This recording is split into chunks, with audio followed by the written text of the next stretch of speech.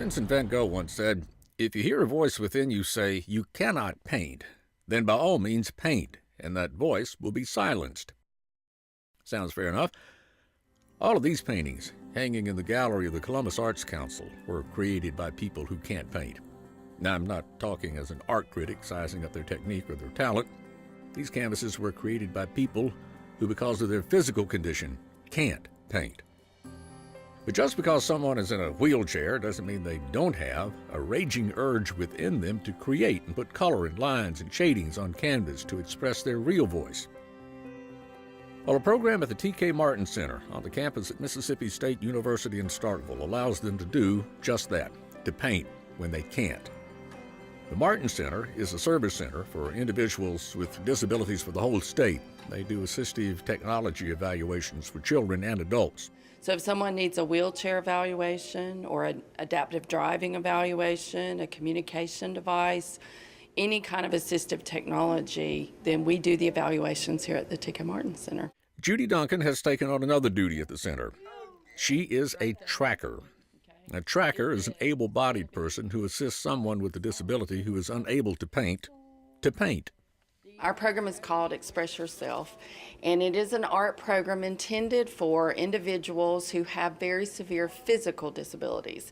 These are individuals who never got to participate in an art program, not independently, not at school, not in a community arts center. These are artists, individuals who don't get to make decisions in their life, for the most part, the day-to-day decisions of what to put on every day, what they eat, any decisions. And so this is an opportunity for them to be in total control of their environment, to do something they've never done before and be able to express emotions, whether it's happy or sad or a social type thing, just to be able to be creative in a way, and then to be able to sell their paintings and people buy their paintings and truly believe in what they do. I mean, it's an opportunity they've never had before.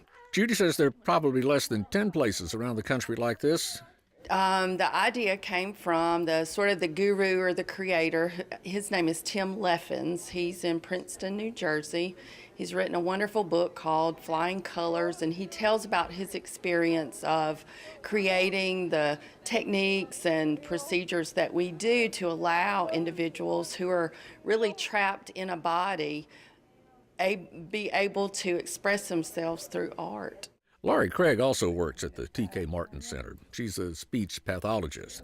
But Laurie also volunteers as a tracker. She says that although the trackers work as the hands of the artists they're assisting, it's not like they're doing the painting for them. Well, I say I'm an artist, want to be, and so this way I can create art, but it's not really mine, but I can help someone else create. And when Judy first told us about, the program she learned about Tim, I've been in since the beginning and came to his training and was in the original group that was trained to be a tracker. You want to start on this side? Okay, do you want to roll it across? Okay, very lightly? Okay. We use two different ways for them to get the paint on the canvas. One will do a point system where they make points and they go from point to point. Do you want to connect the lines? Do you want to draw a circle? Or we have one artist who actually paints with a laser strapped to his head, and he directs us through the laser. So, but they direct everything that we do. We, we give them a choice of colors. We give them a choice of brushes. We use any kind of instrument from a horseshoe to a corn cob to a paintbrush, small or large. But they just like a lot of variety and get the textures, that unusual things that they can paint with. The artists get to express themselves, sometimes for the first time in their life. Artist Shannon finds her creations are a revelation of her inner being to more than just people seeing her paintings, but to herself also. To be happy, to live a normal life. It mostly tell me about myself. Artist Ashley Bass sees the process as a discovery of her own abilities. It just showed me that you can do a lot more than you think you can do. Tina Sweeten with the Columbus Arts Council is a big fan of the Express Yourself program and the quality of work turned out by it, as she shows off the latest from the program hanging in her gallery.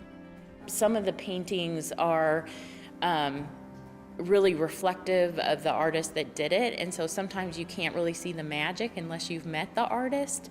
But I just think that they're fantastic. I mean, it's some of the best work we've had in the gallery in a while. So when any voice says you can't paint, that's the time to pick up the brush or communicate directions of what you want done with the brush. And not only is art the result, but discovery. Most of them have found the artist inside them that they didn't know was there. And perceptions began to change. Because a lot of times they're thought of what they can't do, but then people see their art and they say, this is what I can do, and that's what's important.